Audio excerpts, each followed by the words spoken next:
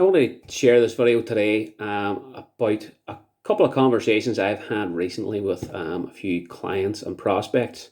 And it surrounds the whole kind of issue of what is an accountant and what does an accountant do? What should an accountant be doing for your business as a client?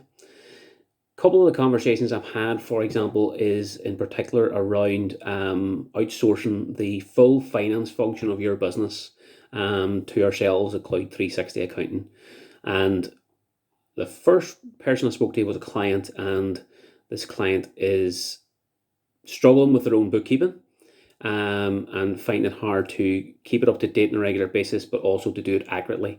And it's purely down to the fact that the business owner is not a bookkeeper and the business owner doesn't have finance experience per se that the likes of ourselves would have.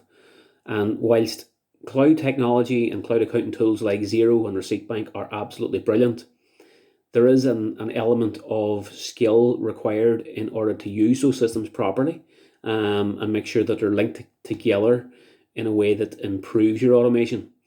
Otherwise, you could be diving into a toolbox for any kind of tradesman and just using all sorts of tools for all the wrong jobs. It's kind of comparable to that. And with this client in particular, what we've offered is to take over the full finance function, which basically means we'll run the bookkeeping on a weekly basis with regards to the supplier invoices, the expense receipts, reconciling the bank accounts, and making sure that the money coming in from customers via card payments all ties up to what's going into the bank account and so on. Now that's going to treble the amount of money they pay to us on a monthly basis. And that's based on the size of their business and the number of transactions involved. And I think initially the reaction would be far too expensive. Don't think I'm going to be able to go down that road. But one of the things I was able to do with that particular client was say, well, actually, given the products that you're selling, we worked out if you were to sell these products at the same kind of markup that you're currently doing, then selling an additional 10 or so of these per year would pay for this additional cost. And I think when a business owner has a chance to actually think about it along those lines, then their focus can change in terms of, well, actually, if I focus my marketing activities and my sales along the lines of selling more stuff and getting the same kind of margin, then I can have a lot more time on my hands to get away from the bookkeeping and actually get more meaningful and accurate reports and accurate information. Second person I spoke to would have been a prospect, and the prospect spoke to me months ago about the possibility of us handling all their compliance affairs, but also taking over the finance for all their business needs. And it's someone who has a number of different businesses, a number of different limited companies, let's say 3 or 4 altogether. And I think they're at their wits' end in terms of what they feel the accountant that they're currently working with is doing. But on digging a little bit further, and before I even would speak to the prospect along the lines of what we're going to cost, you can see that they're having issues with, don't know where I'm at. I'm getting letters from HMRC. I'm being told everything's okay, but I really don't know. I have paid X, Y, and Z, and I don't understand what's happening. I just think the service is not good. But when they tell me that they're paying less than £1,000 a year to have their accounts and tax affairs for 4 businesses taken care of, I had to be very clear with the prospect to tell them that the reason why they feel the way they feel is that because they are not paying their accountant enough money. In actual fact, the accountant simply may not want to do any more work and may not want any more money. It may be just the way they operate. And I just need that prospect to understand that they have decisions to make, big decisions. So, they're coming to me and saying, do you think your fees would be, a lot more than that? And my answer is that, you're probably going to need to invest the same amount per month as you're currently paying per year.